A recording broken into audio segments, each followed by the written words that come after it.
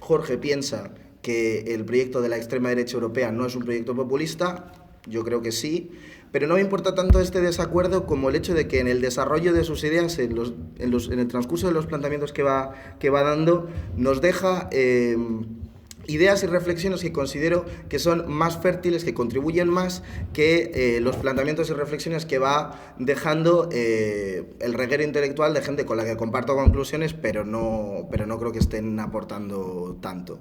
Y entonces voy a apuntar reflexiones que tienen que ver con dos puntos, ¿no? Creo que uno de los primeros aciertos que hay en este libro y en la forma en la que se aborda el populismo de derechas es que se recalca cómo, si bien la extrema derecha se aprovecha de las fallas y de las dislocaciones que van surgiendo en el sistema neoliberal, en el sistema capitalista como tal, esta capitalización, esta explotación de las dislocaciones y de las fallas del capitalismo no tiene detrás un proyecto que aspire a trascenderlo en un sentido emancipatorio, ¿no? Y esto es peligroso, y esto es importante porque sí que hemos visto durante los últimos meses fetichizar, por ejemplo, el caso, ¿no?, del decreto Salvini. Hay pulsiones ahí al rojipardismo que son bastante peligrosas y hay que tratarlas con seriedad, ¿no? Porque el flat tax de Salvini no es una nueva política económica de Lenin, no es una cuestión transicional hacia un modelo más justo, es el mismo plan de ajuste neoliberal que plantea Abascal de la mano de Rivera y de Casado. Son fuerzas que no son neoliberales, pero que lo que plantean es una recidiva autoritaria del Estado capitalista y un nuevo orden que no sirve mejor a la gente. Ahora bien, estoy de acuerdo con él, pero no creo que esto nos debiera llevar a decir que no son fuerzas populistas, porque desde un sentido estrictamente laclausiano, y en eso estamos en desacuerdo, lo que define una fuerza populista es la forma en la cual se articulan las demandas del campo popular, la forma en la cual se construyen, se ensamblan los sujetos colectivos que están destinados a protagonizar la política para una praxis populista. Jorge básicamente lo que insiste es que no se opera en la lógica populista, en la lógica hegemónica, sino que se opera a través de la lógica masculina de Lacan, que es una especie de conjura de una identidad nacional opaca que supuestamente preexiste al conflicto y que estaría amenazada por una parte no parte, intrusa, contaminante, tóxica, que pone en cuestión la propia integridad del ser nacional.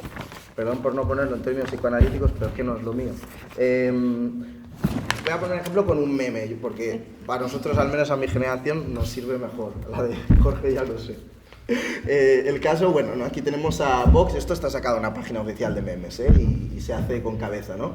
La nación, la España de los balcones, que es el significante que ponen en circulación, en contra de enemigos externos e internos, ¿no? Bueno, la ley de violencia de género, la islamización, las comunidades autónomas, la derechita cobarde, la inmigración ilegal.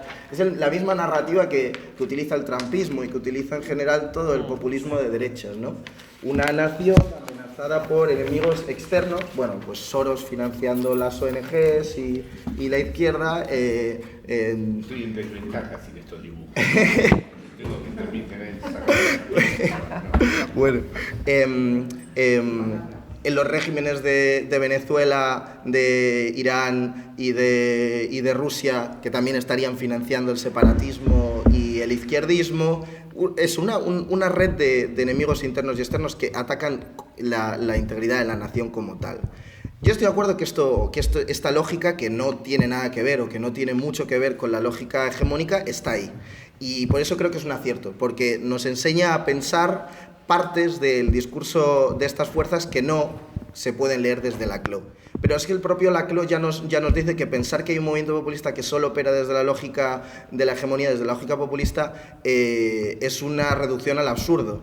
Entonces tampoco creo que haya que volver esto contra el propio Laclau, aunque desde tu punto de vista volver a Laclau contra el propio Laclau sea revalorizar al verdadero Laclau. Esto es el ejemplo con Vox, pero el caso general es lo que tiene que ver con el multiculturalismo, la acogida de refugiados, ¿no? Que sería como abrir las puertas al mayor enemigo exterior, que sería el Islam no como otro racializado, no como otro extranjero, sino más bien como una religión que es una ideología política, que es al menos el discurso general. Lo que se teme es que la nación está amenazada por ese exterior que se va volviendo un intruso en el dentro de la nación, la empuja, ¿no?, a esa distopía hulebeckiana, ¿no?, de Eurabia, que es el concepto que utiliza Wilders, que a mí me parece que es muy clarificador. Entonces, ¿qué tenemos aquí? Tenemos un populismo de derechas que evoca un pueblo que dice que ya ha existido antes, que lo hace al margen de unas élites que dice que se han puesto por encima y ya han olvidado sus esencias, y que la forma que tiene de ontologizar políticamente el pueblo es en oposición a unos enemigos que son diversos, ¿no? Hay una frase de Panizza que dice: los enemigos del pueblo en el discurso populista son tan diversos como el pueblo mismo. Para que fuese un movimiento populista se tendría que dar el caso de que efectivamente el pueblo que se construye es diverso, es heterogéneo. Y aquí la cuestión que nos divide es el énfasis. Yo creo que Jorge pone el énfasis en el hecho de que sea opaco, y él lo lee como si fuese homogéneo. Yo creo que el pueblo que se reivindica sea unitario y opaco no es un reflejo de que la construcción de ese sujeto colectivo sea homogénea, sino un reflejo de cómo funciona la lógica populista como tal. Si nos centramos en el populismo de izquierdas latinoamericano, el proyecto de estos populismos es un proyecto que aspira a construir un pueblo claramente heterogéneo: campesinos, obreros, personas LGTB, indígenas, está clarísimo. Sin embargo, cuando tenemos que ver la forma en la cual construyen el significante vacío supremo, lo que más condensa esa identidad plural y heterogénea, sigue siendo una cosa muy simplificante y bastante opaca, como es el líder populista como tal, que es incapaz de representar parte de ellas. Evo puede representar a la parte de los indígenas, no puede representar a las mujeres. Maduro puede representar a los obreros, pero no puede representar a otros sectores del pueblo. Tiene que hacerse de una forma hegemónica. Acabo conectando esto con el populismo de derechas. Creo que esa misma relación se produce en el populismo de derechas, y lo voy a explicar a través de la cuestión de género y la cuestión de la orientación sexual. Y soy consciente de que el argumento que voy a dar es un poco incendiario. Si pensamos, por ejemplo, en el caso del Frente Nacional y el populismo holandés, que son los que mejor se ve esta cuestión, podemos atender cómo sí que se politizan las identidades de género y de sexualidad que van más allá de... la caricatura básica que nos hemos autoconvencido es que el discurso populista de derechas solamente sabe articular aquellas demandas que parten de posiciones de sujeto que tengan que ver con ser hombre, blanco, heterosexual y generalmente de clase media, ¿no? Pues estos populismos realmente no se reducen a eso. Por ejemplo, alzando la bandera LGTB, en contra de lo que ven como el avance imparable de la islamización, ponen énfasis en matanzas como la de Orlando, en la cual un terrorista islámico ataca a un club gay nocturno, y apelan a la comunidad LGTB a sumarse en contra de los enemigos del pueblo, y lo hacen con efectividad. Allí estamos hablando de esto en Twitter, y la contestación fulminante a este argumento era: bueno, pero es que esa gente está alienada. Yo creo que hay que ser un poco más honestos, ¿no? Porque tenemos casos como el de Wilders, que el líder de la extrema derecha holandesa, que se fue a ver a Trump a un acto de trumpistas gays, y dio un discurso espectacular a favor de los derechos LGTB, en contra de la islamización, con un montón de fotos de torsos semidesnudos envueltos en banderas confederadas detrás. Eso evidentemente son todo casos esperpénticos que no pretendo que representen la dinámica general, pero si nos fijamos en cómo el Frente Nacional cosecha unos apoyos muy considerables de la comunidad LGTB, tienen a Florian Philippot durante años a la cabeza del partido, después de venir de unas posiciones completamente homófobas. La líder de Alternativa por Alemania es no solamente una mujer, como en el caso del Frente Nacional, sino que es una mujer lesbiana.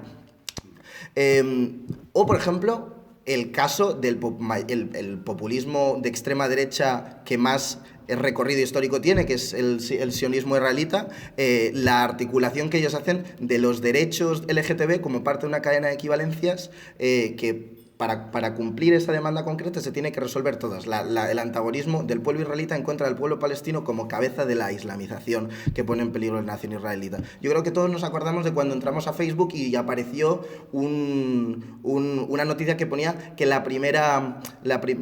se había logrado que hubiese al fin una general del ejército israelí que era una persona transgénero.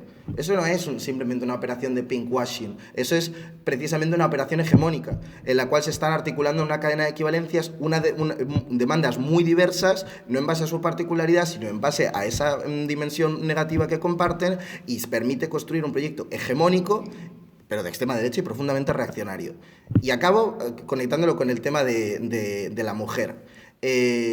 Hablamos durante los meses de octubre de Bolsonaro y luego se nos olvidó porque ya no convenía hablar de él. Y una de las cosas que se decía es que era una victoria empujada directamente por los hombres blancos heterosexuales, como se ha hecho en general a la hora de revisar críticamente el auge del populismo de derechas. Es que el tema está en que Bolsonaro tenía, en términos cuantitativos, más votos de mujeres que Haddad. Bueno, sí que tenía en términos proporcionales un porcentaje menor, pero seguía teniendo mucho más, estaba apelando a un montón de mujeres. ¿Y cómo lo está haciendo? Con el mismo discurso que Vox se enfrenta, por ejemplo, a Irene Montero cuando se cruzan en un plató de televisión. Redefinen las demandas que parten de la posición de sujeto de una mujer y demandas que ya están en el centro del debate político, como la demanda de la seguridad en la calle, en contra del acoso sexual, etcétera, etcétera, colocando en la cadena de equivalencias en contra de un adversario que está definido en otros términos. No está definido en los términos del manual de la izquierda, que nos enseña que la única forma es